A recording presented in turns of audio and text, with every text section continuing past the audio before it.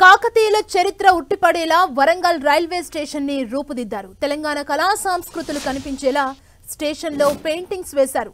ఆధునిక అంగులతో పాటు వసతుల కల్పన కూడా అదరహో అనిపించేలా సిద్ధం చేశారు. వరంగల్ నుంచి మరింత సమాచారం మా ప్రతినిధి కేకే అందిస్తారు.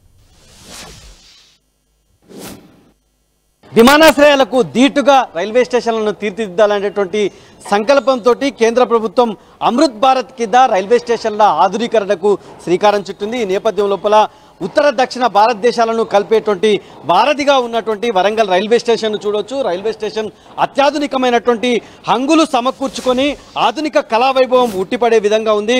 ప్రధానంగా రైల్వే స్టేషన్కు సంబంధించినటువంటి ఆవరణను చూస్తే కాకతీయులకు సంబంధించినటువంటి కళా వైభవంను ఉట్టిపడేలా తీర్చిదిద్దారు. మనకు చూడొచ్చు కాకతీయులకు సంబంధించినటువంటి కీర్తి చిహ్నమైనటువంటి కీర్తి తోరణం ఒకవైపు, కాకతీయులకు సంబంధించినటువంటి పరాక్రమాన్ని చాటేటువంటి ఏనుగులన్నీ కూడా కీర్తి తోరణాన్ని చూసే విధంగా దీని మొత్తంగా కూడా అత్యాధునిక కళాఖండంగా తీర్చిదిద్దినటువంటి పరిస్థితి ఉంది. దాదాపు 41 కోట్లకు సంబంధించినటువంటి వార్షిక ఆదాయం కలిగి 31,887 మంది ప్రయాణికులు రోజు నిత్యం రాకపోకలు సాగించేటువంటి railway station Warangal railway station. Kazipet, Hanumakonda, వరంగల్కు సంబంధించినటువంటి ప్రజలకు సేవలు అందిస్తున్నటువంటి రైల్వే స్టేషన్ ఇది. రైల్వే స్టేషన్కు సంబంధించినటువంటి పనులన్నీ కూడా పూర్తి అయినటువంటి పరిస్థితి ఉంది. భారత ప్రధాని నరేంద్ర మోదీ చేతుల మీదుగా వర్చువల్గా ప్రారంభించినటువంటి వరంగల్ రైల్వే స్టేషన్ ఇప్పటికే మొత్తం అన్ని ప్రారంభానికి పూర్తిగా ఏర్పాట్లు పూర్తి అయినటువంటి పరిస్థితి ఉంది. వరంగల్ రైల్వే స్టేషన్ లోపల మొత్తం తురిమెరుగులు అనేటువంటిది తీర్చిదిద్దారు. పర్యాటక ప్రాంత రైల్వే స్టేషన్ల అభివృద్ధి పథకం కింద దాదాపు ఈ రైల్వే స్టేషన్ కోసము 20 కోట్లకు సంబంధించినటువంటి నిధులను వెచ్చించారు.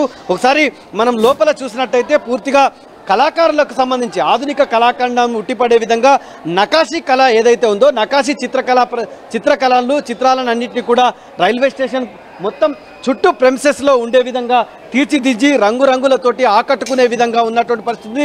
తెలంగాణ ప్రజలకు సంబంధించినటువంటి సంస్కృతి సాంప్రదాయాలు అనేటువంటి అక్కడ ఉన్నటువంటి బతుకమ్మతో కూడినటువంటి నకాశీ చిత్రకళను అంతా కూడా మొత్తం ఏర్పాటు చేసినటువంటి పరిస్థితి. ఇక రైల్వే స్టేషన్లో చూసినట్టయితే అత్యాధునిక హంగులు సమకూర్చినటువంటి పరిస్థితి మనకు అనిపిస్తుంది. 4 ప్లాట్ఫారాలకు సంబంధించి సులువుగా వెళ్లేందుకు 12 మీటర్ల వెడల్పు ఫుట్ ఓవర్ బ్రిడ్జ్ను ఏర్పాటు చేశారు. అదేవిధంగా మొత్తం 3 ఎస్కలేటర్లను ఏర్పాటు చేశారు. లిఫ్టులు, ర్యాంపులు నిర్మించారు.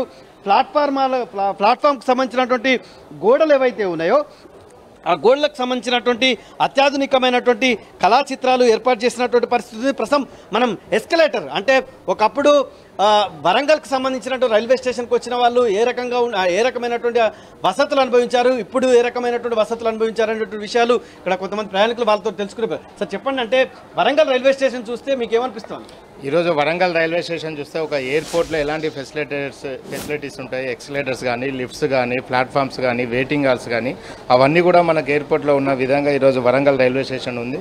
దీనితో ఈ చూడగానే ఒక ఎయిర్పోర్ట్కి వచ్చిన ఫీల్ ఈరోజు వరంగల్ రైల్వే స్టేషన్కి ఉంది. అన్ని వర్గాలకు సంబంధించినటువంటి ప్రయాణికులు సులువుగా ప్రయాణించే విధంగా వరంగల్ రైల్వే స్టేషన్ను తీర్చిదిద్దినటువంటి పరిస్థితి ఉంది. కెమెరామెన్ సునీల్తో కేకే 10 టీవీ వరంగల్.